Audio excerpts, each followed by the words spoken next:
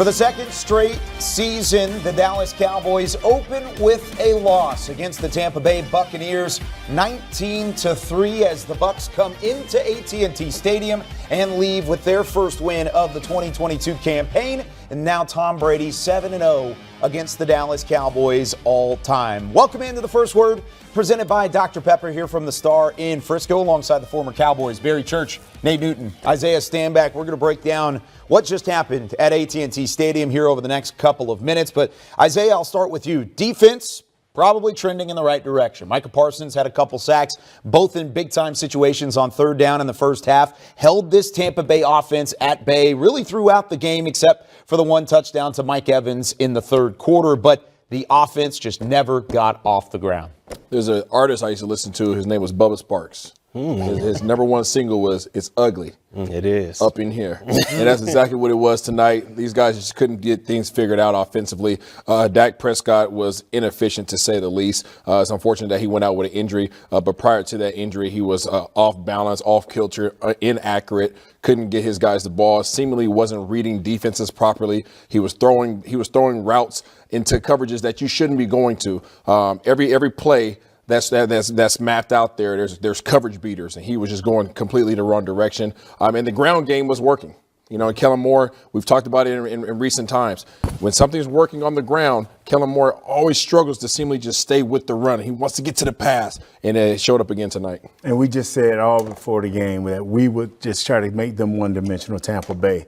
Fournette came in 21 rushes, 127 yards. He was at halftime. He was right around 60 yards. We did not stop the run. So now Tom Brady cabinet was open, and he just displayed himself. They methodically did what they needed to do. Our defense played a great game, I think. Yeah, I believe our defense did play well enough to give this team an opportunity to win, especially in the red zone. They held them to 4 field goals and 1 touchdown. And when you do that to a Tom Brady team, you give yourself a chance out there. Micah Parsons, once again, started the season off right where he left it off last year with 2 sacks out there, was flying all over the field. But to me, this simply comes down to the offense just not being able to get in rhythm, especially Dak Prescott and these receivers. You didn't really see any type of separation from the receivers out there. Dak Prescott seemed to be off the entire night. So hopefully they can get this underway for next week going into Cincinnati. But right now, like you said, Isaiah, it looks ugly. It was a balanced attack for Tampa Bay. They got the job done on their offensive end, as 195 yards through the air, 212 for Tom Brady, and as you take away kind of the net yardage and some of the losses there. But he had 18 of 27 for 212,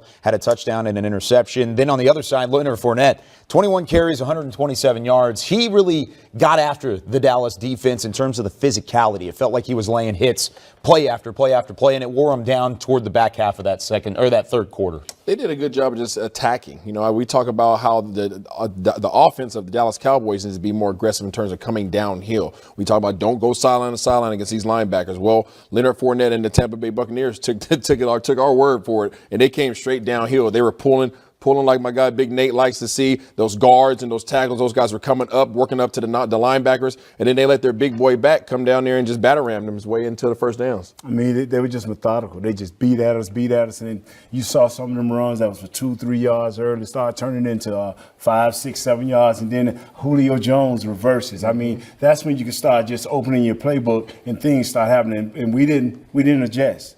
We didn't adjust very well. Now, they got out of the middle because we started stopping them in the middle. Then they started hitting on our edges, and, hey, we couldn't stop them. Yeah, we couldn't stop the run. And then one matchup we talked about in preseason, the pregame show, was the height difference between these receivers, Julio Jones, Mike Evans versus our corners out there. You saw as the game started to progress, Tom Brady was able to take those shots downfield. And lo and behold, those 50-50 balls we talked about, Mike Evans was able to come down with them. They ended up getting a touchdown that way, and it was the end of the day. And I definitely don't want to bury the lead here, because when you look at this game statistically for the Dallas Cowboys, you're going to look at Dak Prescott, and you're going to look at the inefficiency that was there from the quarterback position tonight.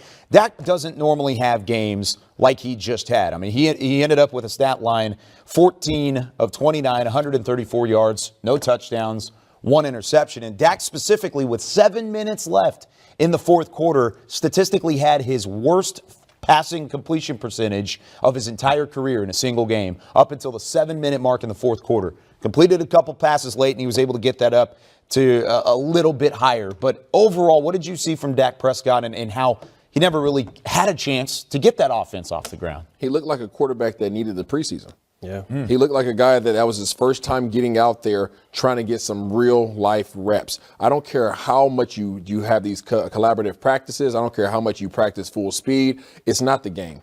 And I know guys are so concerned about keeping their players healthy throughout the preseason and making sure that they're good coming into the regular season.